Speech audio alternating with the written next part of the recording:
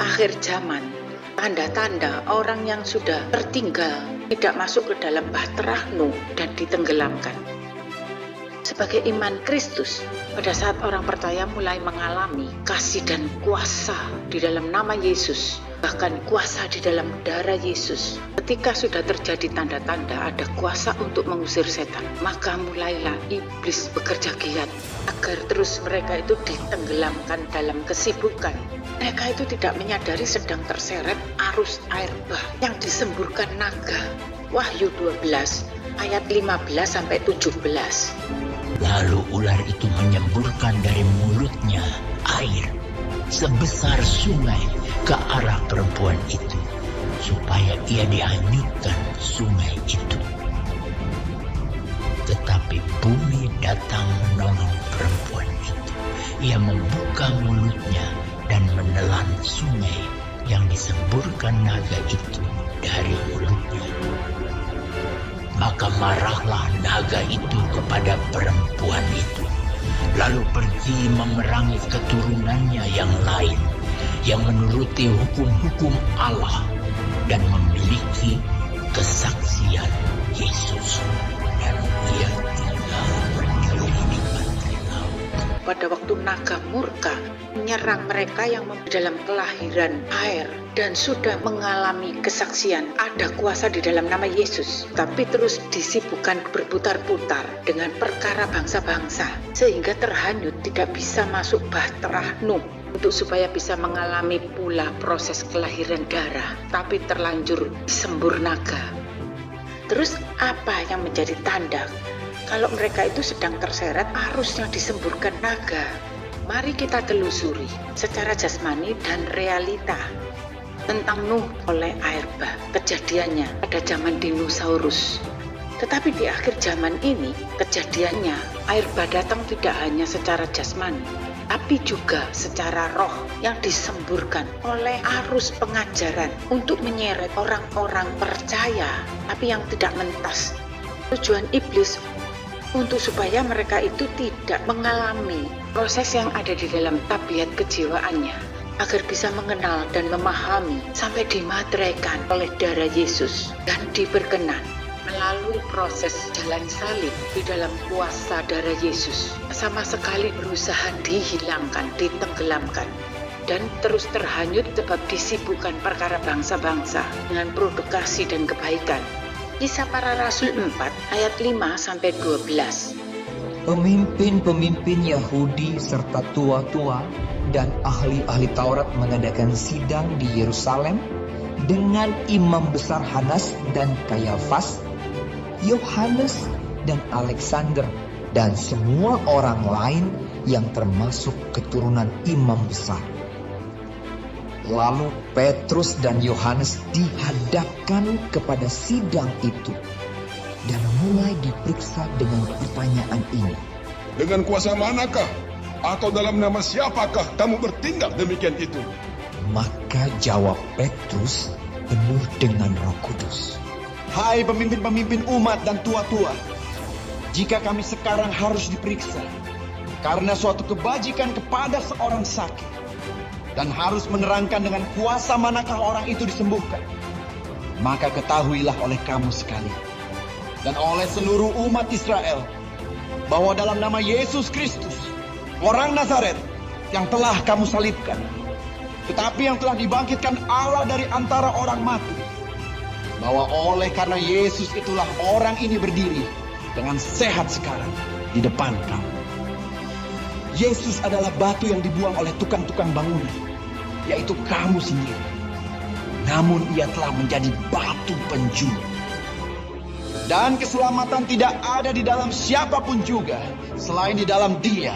Sebab di bawah kolong langit ini tidak ada nama lain yang diberikan kepada manusia yang olehnya kita dapat diselamatkan. Ketika sidang itu melihat keberanian Petrus dan Yohanes dan mengetahui bahwa keduanya orang biasa yang tidak terpelajar, heranlah mereka. Dan mereka mengenal keduanya sebagai pengikut Yesus. Padahal kelahiran firman hidup melalui mengalami berjalan salib sampai kebangkitan, dan sudah melihat secara nyata di dalam nama Yesus ada kuasa. Kalau pelepasan di dalam nama Yesus, iblis gemetar dan lari ketakutan. Setiap kali ada kesempatan, roh antikris itu tidak pernah berhenti, tapi akan menjadi semakin giat sampai di akhir zaman ini. Makin ditingkatkan menjadi suara anti kebenaran dan memberontak dari berjalan salib untuk mengalahkan individual. Jangan sampai mereka jadi pemenang. Tapi sejak mereka melihat di dalam nama Yesus ada kuasa, maka yang bekerja kembali di akhir zaman ini, roh antikris itu dibangkitkan, muncul kembali.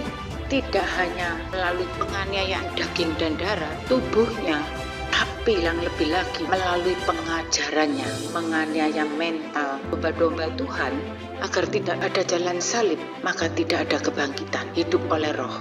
Di dalam nama Yesus hanya tinggal menjadi penutup sebelum amin. Ada pengajaran yang memunculkan kasta di tengah-tengah lautan bangsa-bangsa, diviralkan, yaitu Bapa Elohim Yahweh. Apa maksudnya?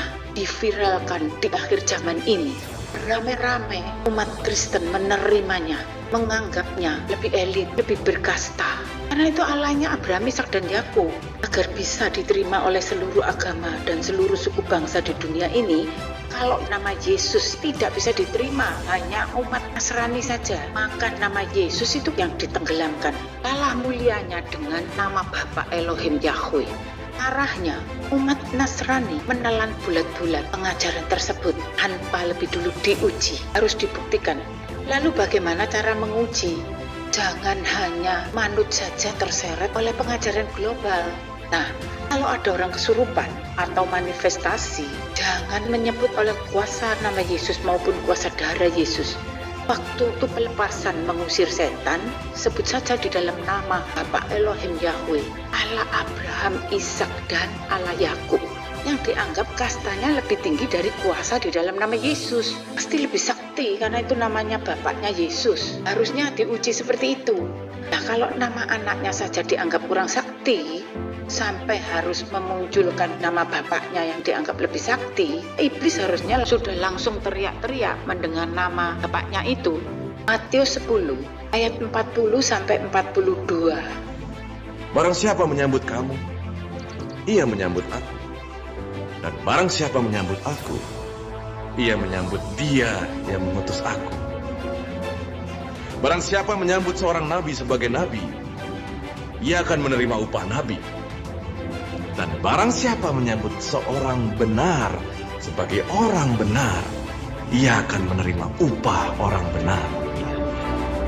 Dan barang siapa memberi air sejuk secangkir saja pun pada salah seorang yang kecil ini, karena ia muridku, aku berkata kepadamu, sesungguhnya ia tidak akan kehilangan upahnya daripadanya.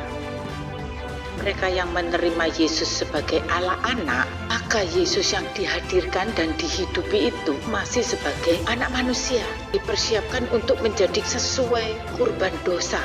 Dari pengajaran yang keluar bisa diuji sampai di mana bobotnya. Waktu memahami pengajaran Yesus sebagai anak, maka sebagai pengajar, sebab belum menyelesaikan proses jalan salib. Tapi setelah di dalam pribadi seseorang akan bisa dinilai melalui pengajarannya, apakah sudah menjadi pemenang. Kalau mereka yang masih berpegang pada konsep di dalam kasta, Allah Bapa di atas namakan Elohim Yahweh, Yesus di dalam kasta anak, lalu Roh Kudus, apakah sebagai kasta Allah cucu yang datang? Terselip motivasi untuk menenggelamkan nama Yesus, bukan diberikan sebagai nama Allah. Di depan meninggikan nama Yesus, dari belakang layar merendahkan nama Yesus.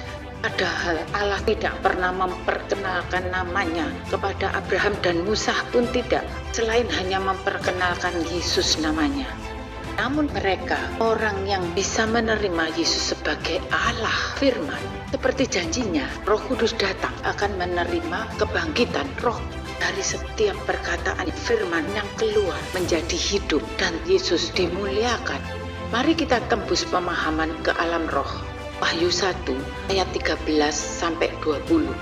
ada seorang serupa anak manusia berpakaian jubah yang panjangnya sampai di kaki, dan dadanya berlilitkan ikat pinggang dari emas.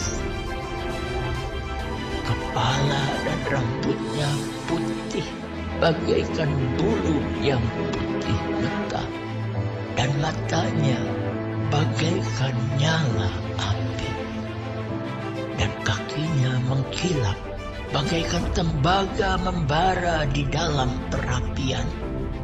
Suaranya bagaikan desau air bah. Dan di tangan kanannya ia memegang 7 bintang, dan dari mulutnya keluar sebilah pedang tajam bermata 2, dan wajahnya bersinar-sinar bagaikan matahari yang terik. Ketika aku melihat dia, tersungkurlah aku di depan kakinya, sama seperti orang yang mati. Tetapi ia meletakkan tangan kanannya di atas, lalu berkata, Jangan takut, aku adalah yang awal dan yang akhir, dan yang hidup. Aku telah mati, namun lihatlah, aku hidup sampai selama-lamanya, dan aku memegang segala kunci maut dan kerajaan maut. Karena itu, tuliskanlah apa yang telah kau lihat, baik yang terjadi sekarang maupun yang akan terjadi sesudah ini. Dan rahasia ke-7 bintang yang telah kau lihat pada tangan kananku, dan ke-7 kaki dia emas itu. Ke-7 bintang itu ialah malaikat ke-7 jemaat, dan ke-7 kaki dia itu ialah ke-7 jemaat. Siapakah yang dilihat oleh Rasul Yohanes yang memberi pernyataan sebagai yang mati dan yang telah bangkit di dalam wahyu ini? Tentu saja Yesus. Setelah Yesus dimuliakan oleh Rasul Yohanes yang tidak hanya dari bibir, tapi saat Rasul Yohanes tersungkur dan menyembah, mengakui Yesus sebagai Allah Elohim yang bertahta, maka dia dapat menerima pernyataan siapa Yesus di alam roh itu adalah Allah Alfa dan Omega. Dia jugalah yang sebagai Elohim Yahweh. Jadi mustahil untuk bisa memahami segala pewahyuan sebelum Yesus dimuliakan kealahannya. Firman itu bertahta di dalam bait tubuhnya itu bersama-sama dengan Roh Kudusnya, seperti penglihatan Rasul Yohanes di Pulau Patmos. Kalau bobot pemahaman kerajaan roh yang kekal yang dinilai dengan hanya melalui image dan penampilan yang saleh dalam intelek kerohaniannya maupun dengan cara mempersembahkan ibadah kesakralannya, itu karena hanya mempercayai dirinya dan iman sudah mentok, sehingga hanya memaksakan pemahaman hal roh itu seperti kehidupan di bumi ini tentang Allah Bapa, Allah Anak, dan Allah Cucu. Lah, bagaimana caranya untuk supaya hidup ini menjadi seperti Yesus pada saat sebagai anak manusia, bisa menerima karunia Roh Kudus sampai berkenan menjadikan firman itu hidup? Di akhir zaman ini telah terjadi pengajaran yang diviralkan untuk menyangkali nama Yesus sebagai Allah yang pernah mati dan hidup, yang menyatakan diri Allah Alfa Omega, bukan karena iman kepada Elohim Yahweh Allah Abraham, Ishak dan Yakub sebagai Bapa, karena dianggap sebutan itu lebih sakti dan keren daripada nama Yesus yang hanya sebagai anak Allah. Tetapi setelah para rasul mengalami kepenuhan Roh Kudus seperti yang ada di dalam kitab Wahyu ini, hanya karena iman kepada Yesus, sehingga pewahyuan di Pulau Patmos itu turun kepada setiap orang. Yesus selalu memperkenalkan, akulah Yesus. Yohanes 15 ayat 26 sampai 27. Jikalau penghibur yang akan kuutus dari Bapa datang, yaitu roh kebenaran yang keluar dari Bapa, ia akan bersaksi tentang aku. tetapi kamu juga harus bersaksi, karena kamu dari semula bersama-sama dengan aku. Pesan apa yang disampaikan oleh Roh Kudus kepada para rasul yang diutus untuk bersaksi tentang Yesus, bahwa dari semula kita ini terlahir dari air dan darah oleh kuasa di dalam nama dan darah Yesus. Dari semula sudah terlahir dari iman karena percaya kepada Yesus, bukan iman dari karena Bapak Abraham. Jadi berbeda dengan pada waktu Musa diutus, hanya pengenalan dalam rangka ibadah, tidak diutus memperkenalkan nama Allah Elohim Yahweh. Di akhir zaman ini, karena yang datang itu bukan lagi antikristus, tetapi anti Roh Kudus, sehingga mereka memviralkan pengajaran Allah Bapa bernama Elohim Yahweh, padahal tidak ada pengutusan untuk mengenalkan namanya seperti itu. Merasa jadi lebih keren daripada sebutan nama Yesus yang terlahir sebagai anak manusia. Siapakah yang memulai? Atas nama Yesus terjadi penyangkalan besar-besaran secara global. Mari kita melihat teladan Rasul Paulus membawa bekal apa ketika diutus kepada bangsa-bangsa. Kisah Para Rasul 19 ayat 3-7. Lalu kata Paulus kepada mereka, "Kalau begitu, dengan baptisan manakah kamu telah dibaptis?" Jawab mereka, Dengan baptisan Yohanes. kata Paulus, Baptisan Yohanes adalah pembaptisan orang yang telah bertobat. Dan ia berkata kepada orang banyak bahwa mereka harus percaya kepada Dia yang datang kemudian daripadanya, yaitu Yesus. ketika mereka mendengar hal itu, mereka memberi diri mereka dibaptis dalam nama Tuhan Yesus. Dan ketika Paulus menumpangkan tangan di atas mereka, turunlah Roh Kudus ke atas mereka. Dan mulailah mereka berkata-kata dalam bahasa roh dan bernubuat. Jumlah mereka adalah kira-kira 12 orang. Kalau Yesus mengatakan diutus oleh Allah Bapa, nah kemudian Roh Kudus diutus oleh Yesus. Lalu Rasul Paulus diutus oleh Yesus yang sudah menjadi citra Roh Kudus. Meskipun mula-mula saat Rasul Paulus baru bertobat dalam kesaksian di hadapan saudara-saudara sebangsanya, yang lebih diviralkan Bapak Abraham, Ishak dan Yakub. Semua itu karena refleksi iman di dalam Rasul Paulus masih kurang pengenalan tentang Yesus karena rasa takut dan gentar berhadapan dengan umat yang selalu berpikir untuk memfitnah dan membunuh. Tapi setelah Rasul Paulus semakin berbobot dalam pemahaman hal roh, bahwa Yesus yang mengurapi dan memilihnya itu bukan karena dia sebagai ahli Taurat dan bukan karena nenek moyangnya itu adalah Abraham, Ishak dan Yakub, terjadi perubahan saat bersaksi lebih mengutamakan di dalam nama Yesus, satu-satunya nama yang berkuasa. Sehingga mereka yang dibaptis oleh Rasul Paulus di dalam nama Tuhan Yesus mengalami tanda-tanda terjadi kepenuhan Roh Kudus sampai masuk ke dalam seluruh kebenaran. Maka terjadi pemahaman yang benar tentang Allah Roh. Kita cermati jejak Rasul Paulus yang terjadi persatuan firman hidup di dalam Roh Kudus.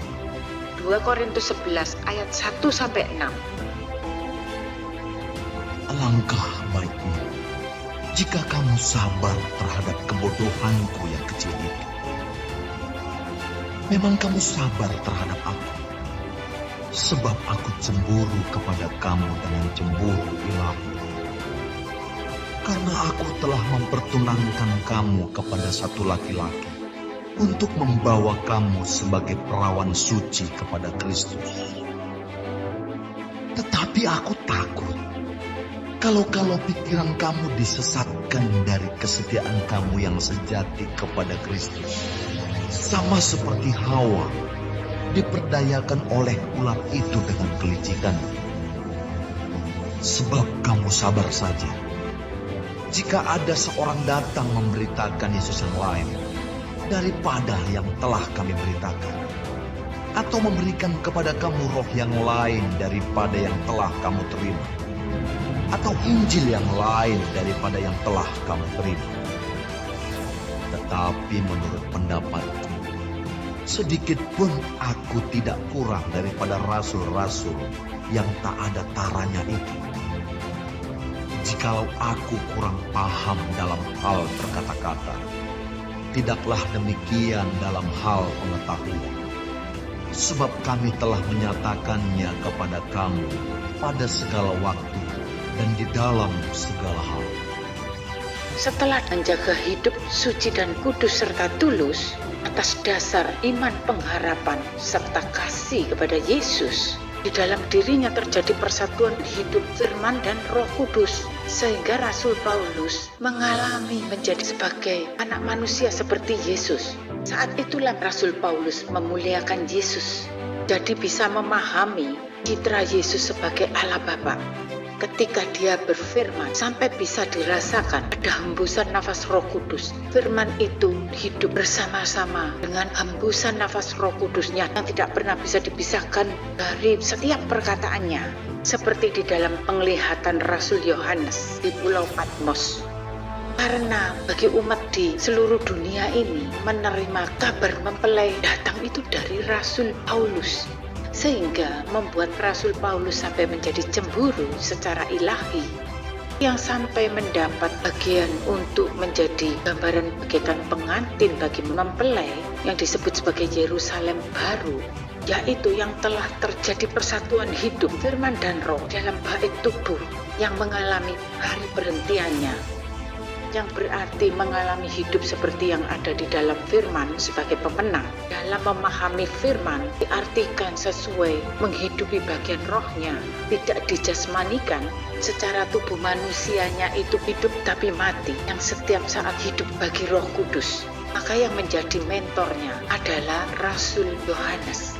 Saat memahami anugerah hidup seperti ini, membuat Rasul Paulus jadi cemburu ilahi. Sebab yang tertulis di kitab Wahyu itu hanya bisa dialami pengikut Kristus sampai diperkenan memahami secara gamblang tentang kehidupan yang ada di dalam kerajaan roh yang maha kudus, mulia, dan kekal itu. Lalu kalau bukan Yesus, siapa anak domba yang tersembelih itu? Wahyu 5 ayat 6 sampai 12. Maka aku melihat di tengah-tengah takhta dan keempat makhluk itu, dan di tengah-tengah tua-tua itu berdiri seekor anak domba seperti telah disembelih, bertanduk 7 dan bermata 7. Itulah ketujuh roh Allah yang diutus ke seluruh bumi. Lalu datanglah anak domba itu dan menerima gulungan kitab itu dari tangan dia yang duduk di atas takhta itu. Ketika ia mengambil gulungan kitab itu, tersungkurlah keempat makhluk dan ke-24 tua-tua itu di hadapan anak domba itu. Masing-masing memegang satu kecapi dan satu cawan emas penuh dengan kemenyan. Itulah doa orang-orang kudus. Dan mereka menyanyikan suatu nyanyian baru, katanya, Engkau layak menerima gulungan kitab itu dan membuka meterai-meterainya, karena engkau telah disembelih dan dengan darahmu engkau telah membeli mereka. Bagi Allah dari tiap-tiap suku dan bahasa dan kaum dan bangsa, dan engkau telah membuat mereka menjadi suatu kerajaan dan menjadi imam-imam bagi Allah kita. kita. Dan mereka akan memerintah sebagai raja di bumi. Maka aku melihat dan mendengar suara banyak malaikat sekeliling takhta, makhluk-makhluk dan tua-tua itu. Jumlah mereka berlaksa-laksa dan beribu-ribu laksa. Katanya dengan suara nyaring, Anak domba yang disembelih itu layak untuk menerima kuasa dan kekayaan dan nikmat dan kekuatan dan hormat dan kemuliaan dan puji-pujian. Bagi mereka yang telah menjadi seperti Rasul Paulus dalam tubuh suci kudus tulus, terjadi persatuan firman hidup oleh Roh, dan kemudian mereka yang sampai pula dipimpin oleh Roh Kudus untuk masuk hari perhentiannya, bertemu dengan hari Sabat Allah, mengikuti jejak seperti Rasul Yohanes di Pulau Patmos mengalami hari perhentiannya, seharusnya menerima haknya sebagai hamba Tuhan yang diurapi, yang telah dijanjikan untuk menerima semasa hidupnya ini, namun dengan rela kehilangan segala haknya dan tetap setia. Itulah anak domba yang tersembelih sebagai bait bagi Roh Kudus, Yerusalem baru. Kalau Yesus sebagai gambaran mempelai, maka anak domba yang tersembelih sebagai gambaran pengantin bagi mempelai. Sehingga sampai menerima anugerah menjadi ketentuan permulaan kitab kehidupan manusia baru disingkapkan. Nah, sampai di sini mulai memahami toh bedanya dengan perjanjian yang diterima Abraham, Ishak dan Yakub. Kalau hari ini oleh para nabi dibawa kembali ke perjanjian yang lama itu masih terpesona, bukan hanya menjadi pemahaman yang dangkal. Mereka menjadi nabi-nabi palsu, penyesat, tidak selaras dengan hal roh. Tapi sungguh sangat miris di akhir zaman ini. Ada apa dengan umat Kristen? Bukan cuma mengalami jet lag, tapi semakin mengalami flashback. Sedang gencar-gencarnya menggerakkan para nabi dari gerakan anti Roh Kudus dengan dalih persatukan tubuh-tubuh Kristus untuk menyambut munculnya nama Yesus yang lain seperti yang khawatirkan Rasul Paulus. Dan oleh Yesus sudah diilustrasikan menjadi perumpamaan sebagai para gadis bodoh, para nabi untuk membawa arti hidup umat lihan kembali selaras dengan Israel yang jasmani. Yang terpenting bagi mereka menjadikan persatuan nama Allah yang bisa diterima oleh seluruh agama maupun bangsa-bangsa, sehingga pengharapan umat Kristen yang terseret oleh semburan naga hendak ditenggelamkan menjadi sama dengan pengharapan seluruh agama sebagai Allah orang-orang beriman, Allah Abraham, Ishak dan Yakub, Allah yang tidak pernah mati dan tidak pernah bangkit, yaitu Elohim Yahweh, Yeshua HaMashiach, Allah segala bangsa. Amin.